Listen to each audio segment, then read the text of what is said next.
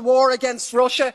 So the same things you were doing already and expecting a different result. The true definition of madness. How is not selling Kerrygold butter to Russia going to save any Ukrainian lives? How is buying filthy fracked US gas going to stop the war? They won't, of course, because nowhere have sanctions ever succeeded in ending a military assault or achieving regime change.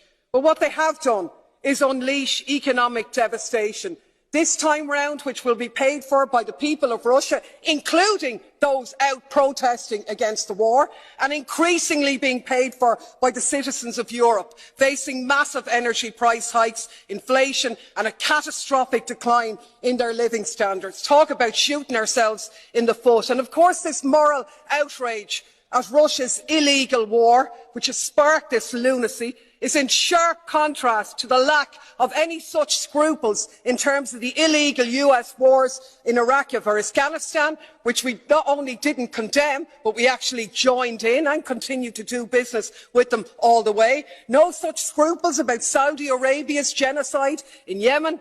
And even as the victims of those conflicts in the last few weeks meet to desperately seek financial pledges for their humanitarian crisis, they're being left short by billions, while we're happy to spend billions prolonging the war in Ukraine. Makes me absolutely sick.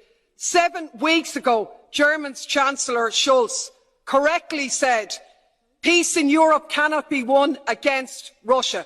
But that's exactly what we're doing. Yes, Russia bears responsibility for this conflict. Of course they do.